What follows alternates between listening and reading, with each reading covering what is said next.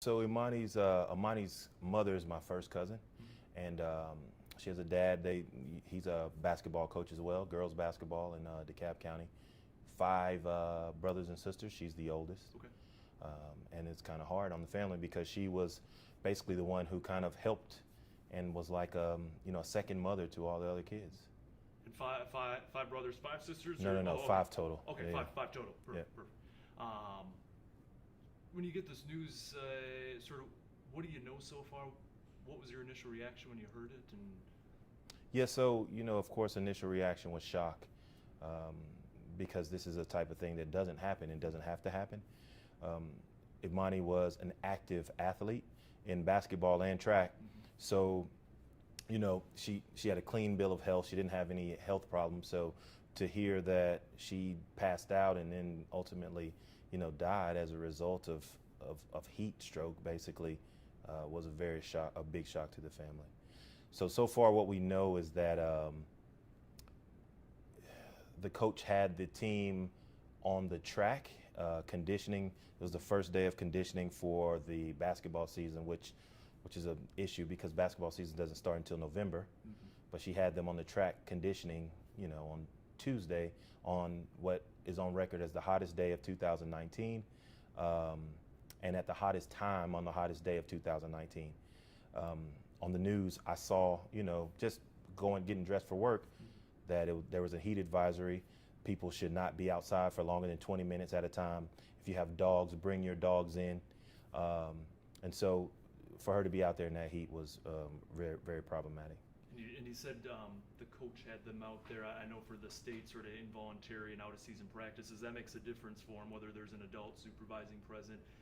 Was that coach actually there? Was this some sort of sanctioned mandatory event, or do we know what the nature of it was? I'm not sure exactly. I know the coach was there. But being a former basketball player at the college level and high school level myself, I know that those practices are mandatory. I mean, you can't just not go. They're for the team to go out and, get conditioned for the season.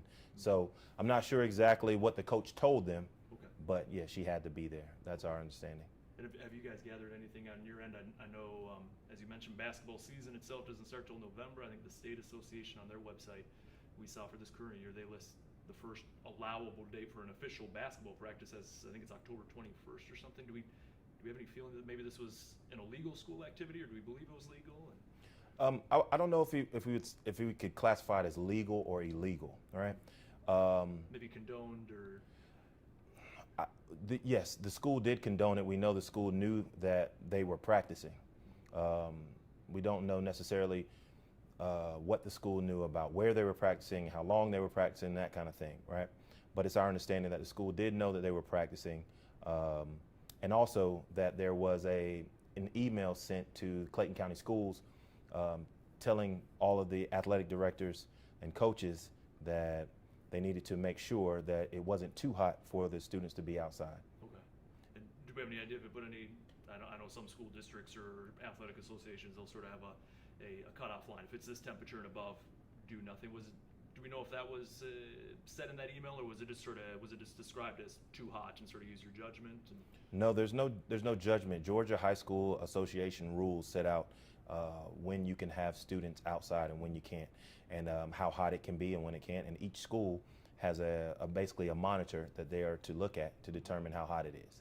And we know that monitor was probably over the limit for that day. And last question specific to the event here. I've heard sort of secondhand that the drill that they were doing was something like running uphill or running sort of a mile distance, no brakes, no water. Are those the same details you're hearing? Yeah, I don't know the order of the drills and the events. We know that she was asked to run around a track at some point. She was also asked to run up a hill. And that kind of drill is you run up the hill and then you walk down and then you run up and then you walk down. So we know that she was doing that at some time during that day before she died. I know you're wearing several hats here, but probably the most important one is family member. Correct. This description of 96 and above degree heat, having student athletes out there outside running in that heat. What's your reaction when you hear sort of that being described and a coach being present, and so the school sort of giving that the thumbs up? if the school's giving that a thumbs up, then the school's going to have some issues down the road. It's not good commonsensically. It's not good legally. The Georgia High School Association doesn't sanction it. Clayton County shouldn't allow it. The school district shouldn't allow it. And it ultimately led to my cousin's death. So we know it's ridiculous, and we're going to get all of those answers. And setting the family part aside for a second, the legal side you were mentioning just before we started the interview here, not necessarily you as the lead on the case, but what can you tell me about sort of what's being developed maybe as legal action, possible lawsuit, things along those lines? Every legal action that we can take will be taken. All legal recourse is open and on the table. We're not going to let them brush this under the rug or try to deflect it. This was clearly wrong. We have indications that they have violated their own rules and the rules of the Georgia High School Association, and very possibly could have specifically violated direct orders not to have those children outside. And so we're going to find out everything. We'll get all the details, and we'll take all appropriate legal action that we can. With that said, just so in case I paraphrase any of that, so I get it correct, just it sounds like right now y'all are in just sort of the investigative, I guess, portion right now, just gathering all the facts and haven't, be safe to say, haven't ruled out filing a lawsuit based off of what you find?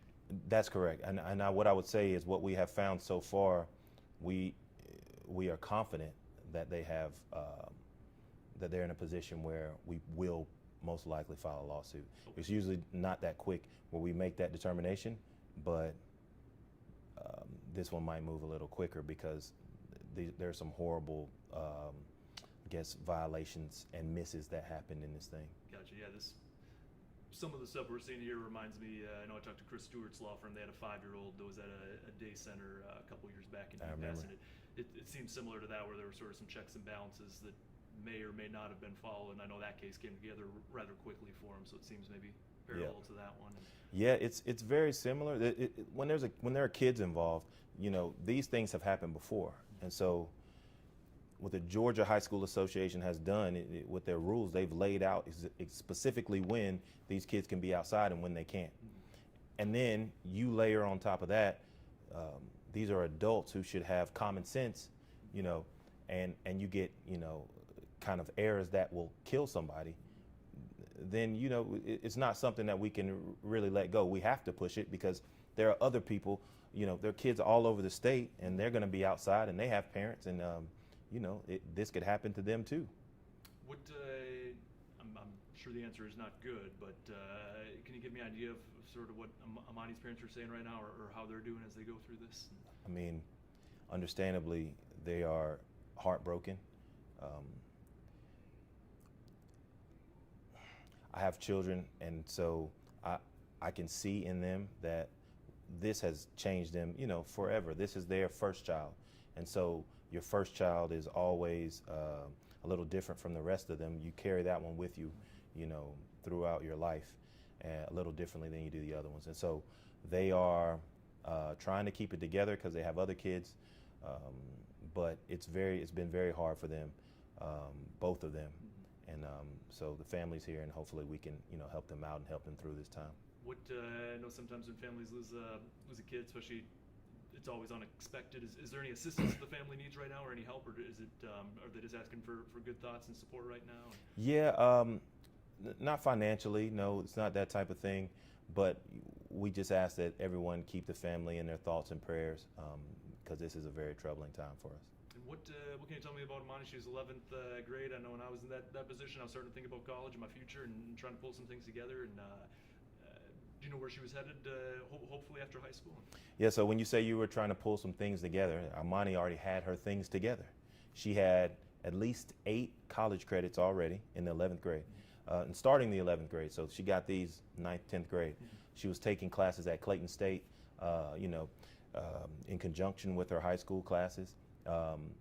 She was on the track team as well as the basketball team. For some significant portion of her previous 2 years in high school, she had a 4.0. She was a dancer. She danced at church. She was very big into that. She volunteered a lot. not for any specific reason, but because she just wanted to volunteer. I mean, she was the classic good kid, and just a very bad loss. What else? Where are you guys going from here? I know you said you're going down to Clayton County. Is that just to meet with the family, or look more into the case, try to get more answers here? No, today I'm just going down to be with my family and talk to them and sit with them and just be there for them as we kind of go through this together.